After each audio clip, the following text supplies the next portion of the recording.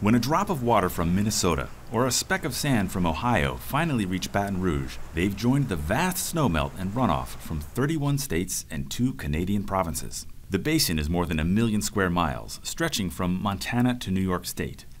During an average spring, more than 7 million gallons of water and about 20 tons of sediment pass under this bridge every second, focusing the continental force of the Mississippi and billions of dollars of U.S. trade into a tightening bottleneck.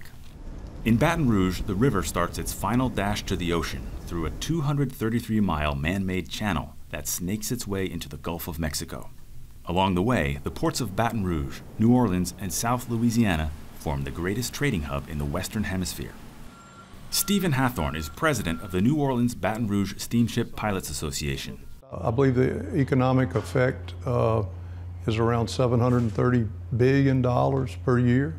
1 out of every 6 jobs in Louisiana is from Mississippi River. I like to say it's one of our greatest, probably our greatest natural resource. Hathorn has navigated large ships up and down the channel for decades. Our area is one of the most treacherous pilotage areas in the world. Very congested with tens of thousands of barges, hundreds of towboats. We have, I think, 7 bridges in between New Orleans and Baton Rouge to navigate through. It can be very trying on a person. Even in normal conditions, navigating the Mississippi is so challenging that a specially trained local pilot must steer every international freighter safely to port. But the unpredictable high water season is making that job tougher. 2019's flooding was record-setting for both its duration and volume. In Iowa, the Mississippi River swelled nearly 23 feet. The Mississippi River is already unusually high from a wet spring. 25 states are at risk of serious flooding this spring. Recently, it seems like when the river gets higher, the current has gotten much stronger. We're having vessels that won't stay at anchor. We've had twisted anchors, broken chains. 10, 15 years ago, you didn't see that. Captain Jared Ruiz of the East Baton Rouge Sheriff's Office deals with the aftermath of broken chains and twisted anchors. We'll come out here and make sure during a high water event that these tugs are secured and they don't look like they're gonna come off and hit the levee, because if they do, that's what happened during Katrina. Heeding the lessons from that hurricane, Captain Ruiz now keeps a close eye on parked barges and on the city's landmark East Bank. I use this sign to gauge how high the water is. Well, it'll be, I'll say, well, it's covering half of Baton Rouge, or it's covering all of Baton Rouge. Earlier this year, did it cover up? It covered it. It was totally covered this year. The challenges of high water levels in the Mississippi are many. So right here is where these tugs have hit this pylon or bridge structure, but you'll see like the little scrape marks and gouges. You have some tugs that have such, like I said, 3 football fields long. So as wide as this is, it's kind of a tight squeeze. Yeah, when the river's gone. And high water here can join forces with powerful storms in the Gulf. This spring, Hurricane Barry left cities like New Orleans on the brink of disaster. Hurricane season, high water season, when you have those overlap each other, you have trouble. And there was a great fear here that when the hurricane came, it would cause the river to back up and come up, and it was already so high that it would flood New Orleans. 17 feet of high river water left the city with only 3 feet of remaining levee protection. That's a safeguard the height of a garden fence against the storm surge of a hurricane. We were lucky. I think it came up 6 inches or less than a foot, and so we were good. But Katrina, I believe it rose like 10 feet. Torrential rains and widespread flooding ambushed Baton Rouge in 2016, submerging almost 75% of homes in Livingston Parish. The catastrophic damage reshaped the way many citizens thought about the threat of floodwaters, including Mayor of the city, Sharon Weston Broome, who is also president of East Baton Rouge Parish. If it never happens to you, you often think, I'll be okay, I don't need to do anything. You would go in one area one day and it would no water, and then within hours it would be up on rooftops. And you would have river current going through it. I've never seen anything like that. I thought for sure, it's going to go down, it'll go down. Then orders came to evacuate. Leaving that Saturday, I thought I'll be back Sunday. I didn't get back into my house until a year and a half after that. That impact was very profound. What we now understand, we have to think about water in everything that we do, everything that we develop, everything that we build.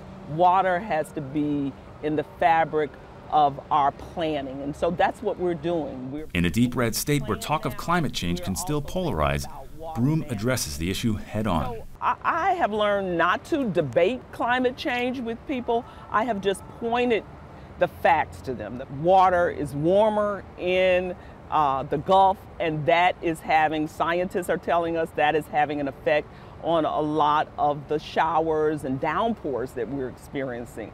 I'm not going to debate it, I'm just going to address it. Less than a mile away, LSU professor Clint Wilson studies this big issue, along with the mighty river itself, at a more manageable scale. On this 10,000 square foot replica of the Mississippi Delta, he shows me the vanishing barrier islands, which used to help protect southern Louisiana from storms. In partnership with the state's Coastal Protection and Restoration Authority, the faculty here created this model, as well as the Center for River Studies. It's a multidisciplinary effort to understand the ever-changing nature of the Delta, with the goal of a sustainable future for its inhabitants, commerce, and wetlands. We're trying to help the state understand river sediment diversions and how sand moves downriver. The idea is to reconnect the river back to these wetland areas. This could be thought of as controlled flooding. Right. And I don't mean we're trying to flood people or increase the risk to anybody. You have large gated structures sitting here that replace the levee. You open up these gates when the river's high and that sand is moving down to reconnect the river to the wetland, like it historically was, before we levied it. Sand is basically now dropping out and is nourishing these areas. This very channelization of the river, in some cases over-engineering of the river. I don't think people quite understand the footprint, how complex or how unnatural it is, I should say. Yesterday's imperfect, unpredictable Mississippi has become today's highly engineered superhighway, carrying America's fortunes around the world. But something else besides the shipping channel changed over the past century. According to NASA, Earth's average surface temperature has increased more than 1.5 degrees Fahrenheit, mainly as a result of burning fossil fuels. Warmer air holds more moisture, leading to more extreme rain and snow. Warmer waters provide more fuel for hurricanes, which scientists say are getting more powerful. All of this adds up to regions like the Mississippi Delta being trapped by fuller rivers and rising seas. Stephen Hathorn, who knows this part of the river better than almost anyone, has noticed the change. I think it's probably a lot of little things adding up to get us where we're at. The river is diked, dammed, it increased the current in it. You also have a lot of development along the river, which probably pushes the water back into it. I'm not going to discount climate change either. There's no doubt that that can have something to do with it too. At the end of the day though, the river is going to be high. We're under the gun on that. What happens if this becomes the new norm? I mean, everybody I think is saying a little prayer that it won't. Labadie, Missouri, a town of just over 3,000, sits on the southern bank of the Missouri River. A notable site is the Labadie Power Plant, the largest coal-burning plant in the state. It's owned by Ameren, Missouri's biggest energy supplier. In burning coal, the plant produces a byproduct, coal ash. Both the plant and the ash stand in what's called a floodplain, an area next to a river or stream that is prone to flooding during storms. That's a point of concern for some here, because coal ash is known to contain heavy metals like arsenic, chromium, and lead, which can cause cancer, respiratory disease, and cardiovascular disease in humans.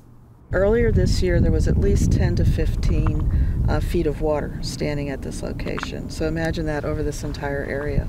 Patricia Schuba is a resident of Labadie and the founder of the grassroots nonprofit Labadie Environmental Organization. Does the location of these coal ash sites concern you? It absolutely does, because floodplains are used for filtering water.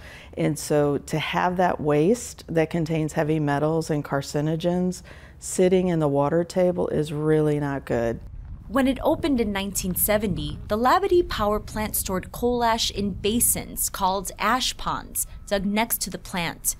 The ash in one of those ponds has been in contact with the groundwater beneath for almost 50 years. Groundwater is held in a porous network of rocks beneath the Earth's surface called an aquifer. Amron says the groundwater found beneath the Labadee plant is not used for drinking water, and the Environmental Protection Agency has separate contamination standards for groundwater beneath a public utility and groundwater used for drinking. Amron's reports indicate that most of the contaminants in the groundwater beneath the ash ponds fall within the EPA standards for utility companies. In 2016, Amron built a 166-acre coal ash landfill on the other side of the plant from the ponds. The landfill is lined at the bottom to protect against contaminating the groundwater beneath it. Both the ponds and the landfill are surrounded by large berms that protect them from floodwaters, but Shuba worries that rising water levels could eventually top those berms, spreading toxins from the ash away from the plant and towards residential water sources. With climate change increasing the risk of significant storms, rainfalls, flash floods, and flooding in our floodplains over weeks and sometimes months, the risk is that that material will be in contact with our drinking water all the time. And that means that we're at risk of being exposed to those cold waste toxins that clearly can cause disease. Labadee and the rest of the St. Louis area sit at the confluence of the Missouri and the Mississippi, the two longest rivers in the U.S. The area is highly susceptible to flooding from these and other smaller tributaries. Robert Criss is a hydrogeologist at St. Louis's Washington University. He says that groundwater plays a big role in the area's floods. When it rains, you see the rivers go up, especially the small streams. Well, you think that's the immediate rainfall, this notion of overland flow, and sometimes that's true. But a really large component of that flow is displaced groundwater that's been in the system a long time. So it rains, and you push out the old water. In addition to the Labadee plant, Amron owns and operates 3 other coal plants in the region.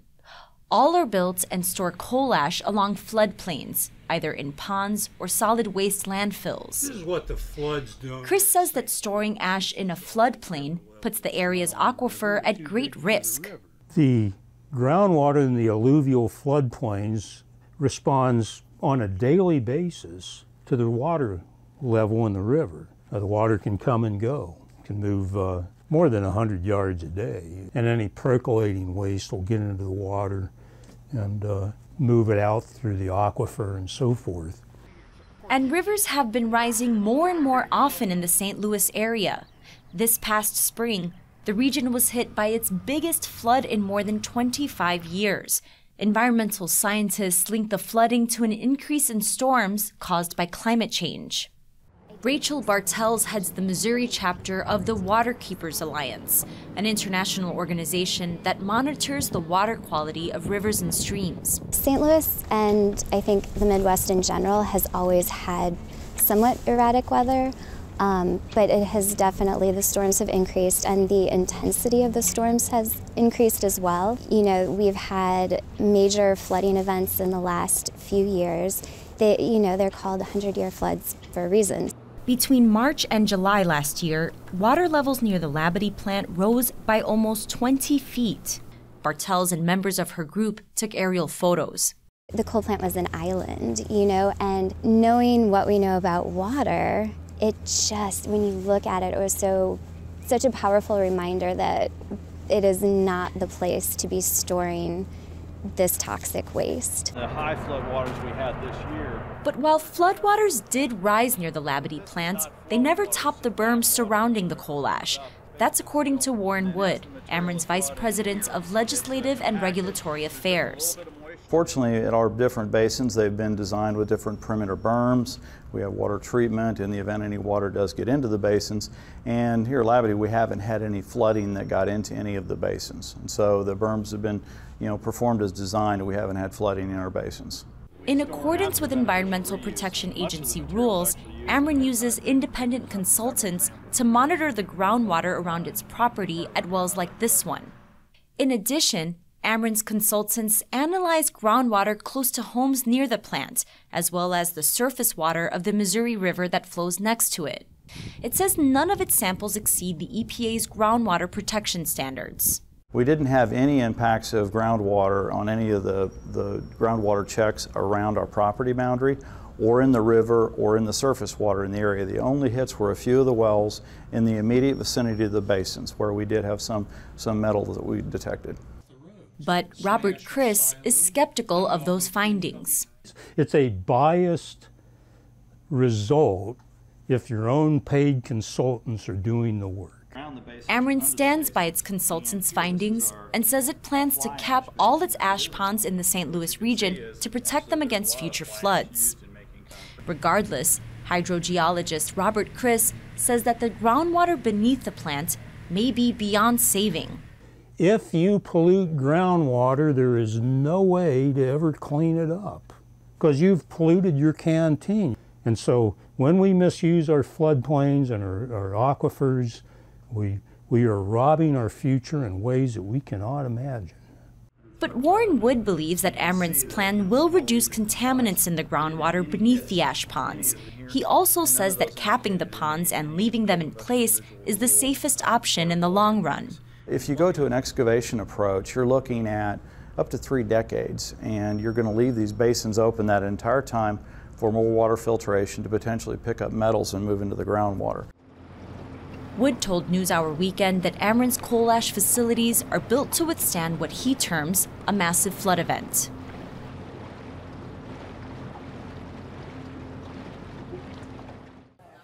Front Street Brewery first opened its doors in 1992. Did you like the Raging River?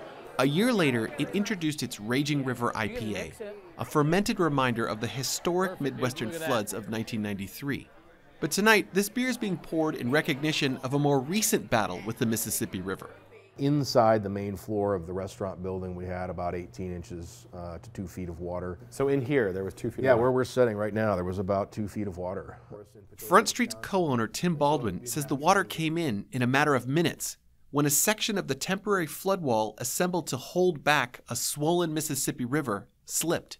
The exact moment in late April was captured on a security camera. We ran, of course, got some things we deemed important, and by the time we were done rounding all that up, we found ourselves in the back of our building in our parking lot standing in nearly crotch-deep water. It was that fast? It was that fast, yeah. By the time the Mississippi crested, a few days after the breach, the river in Davenport was 22.7 feet, the highest level ever recorded, and more than 4 feet above what is considered the level of a major flood. And Front Street Brewery and more than 30 other businesses in downtown Davenport were directly affected. Were you thinking it's done? The restaurant's finished? No, I didn't think that the restaurant was finished because, you know, we know the history of this place, and we know that in 1993, the exact same thing happened. So it was, you know, okay, we'll just have to deal with it tomorrow. Flooding has always been a part of Davenport, but things have changed. Of the city's 15 largest floods, 7 have been since 2008. The increased frequency of floods, including this spring's breach, has reignited a debate about how Davenport should protect itself from the river. There are people immediately when it happens said put up a wall. Frank Klipsch is the mayor of Davenport. We've had a long-term position in the community that we want to embrace the river and not try to fight it. Davenport is the largest city on the Mississippi without a permanent flood wall or levee system. Rather than build a permanent barrier, the city invested in a temporary flood wall built from metal mesh containers filled with sand, called HESCOs. The city has also expanded green space by buying out low-lying properties, creating a buffer zone that is designed to flood and hold water as the river rises. Mayor Klipsch says it's a model that has served Davenport well. When you have a record flood, it challenges you, and now it's a matter of trying to work through that and how do we, in fact, continue to do a better and better job dealing with that temporary nature, but embracing the river overall. In July, Mayor Klipsch formed a task force to study how the city should update its flood plan. It had representatives from federal agencies, including the Army Corps of Engineers and the National Oceanic and Atmospheric Administration, plus local officials and business owners, including Tim Baldwin. This is Davenport's problem. Yeah. This is Bettendorf's problem. Their problem is mitigated with that wall. Driving around the region, Baldwin showed me what some of Davenport's options may be. You think about where our business is located on the river, this would be our view. The town of Bettendorf sits right next to Davenport. It completed this permanent levee in 1987. It's estimated that a similar wall in Davenport, which is a much bigger city, would cost at least $175 million. But regardless of the cost, Baldwin doesn't want to see one in Davenport. I certainly wouldn't want my customers to climb up on a levee to be able to take advantage of the river views. So sitting behind a wall like this just doesn't have the same appeal. But Davenport will have to do something, especially if it wants to protect its low-lying downtown. And it's not alone. Increased flooding is an issue that communities up and down the Mississippi are dealing with. Is climate change contributing to an increased number of floods? Absolutely. Definitively? Definitively. Larry Weber is an engineering professor at the University of Iowa and the co-founder of the Iowa Flood Center. It's an academic center created to help the state prepare and protect itself from floods. We get a lot of rainfall in Iowa. As climate change has impacted our weather in Iowa, we don't get the right amount in the right time as much anymore. You know, we have this intensification of rainfall. You know, it's the rainfall event where we get 8 inches of rain, and then we get another 6-inch rain, and then another 10-inch rain, and then no rain for several weeks or months. So flood, drought, flood, drought, flood, drought. Yeah, that's right. He says the increase has been noticeable for Iowans over the last quarter century. In 1993, the general sense amongst many people throughout the Mississippi River was we had just experienced the flood of a lifetime. We experienced the 500-year flood, and so we wouldn't expect to see an event like that again. Lo and behold, though, we've seen many more 500-year floods. Yeah, in 2008, people were surprised when the Iowa and Cedar River basins flooded again at levels that were equal to or much greater than 1993. In June of 2008, Iowa experienced the largest natural disaster in its history when the Cedar River flooded Cedar Rapids, causing an estimated $5.4 billion in damages. More than 11 years later, the city is still recovering as it implements a $550 million flood protection plan, funded with federal, state, city, and private money. The plan includes levees, walls, and entire neighborhoods that were bought out and returned to green space. The cost and timeline of Cedar Rapids' recovery is not lost on officials in Davenport. It takes that long to plan, and it takes that long to get the proper funding in place. So it's not a quick proposition, unfortunately. Nicole Gleason is Davenport's Director of Public Works. She's responsible for implementing the city's flood plan, including the placement of temporary barriers. Is it possible to balance these two ideas, the idea that you want to have an accessible riverfront and you also want to have a dry Davenport? I think it is, but I think that it's going to have to be a balance of figuring out critical infrastructure, critical assets, and maybe looking at protecting those specifically, and then looking at other ways to turn those areas that are more difficult to protect or don't make as much sense to protect into more parkland, more wetlands, things like that. But figuring out how to balance protecting different parts of Davenport's 9-mile riverfront and who should bear the cost could be a contentious process with so many stakeholders. You start this battle between downtown business owners or those that live along the river and the rest of the taxpayers in the city of Davenport saying, you're the dummies that built down there or operate businesses down there or live down there. Why should we pay for this?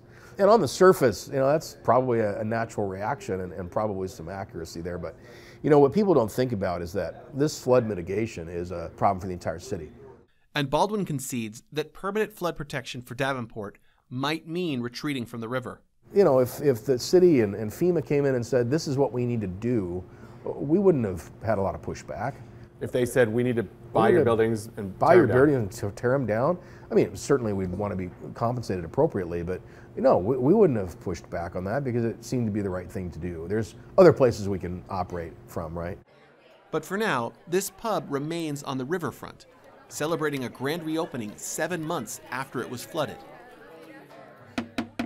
I would like to call this special city council meeting. Meanwhile, Frank Klipsch's term as mayor just ended, but he says that the city's flood task force has identified several short-term priorities, including commissioning a comprehensive engineering study. Has this changed the way that you think about climate change? I think the reality of it is I have found there's some people that want no talk of how it's happening. But everyone can understand there's a new normal now and we've got to deal with it.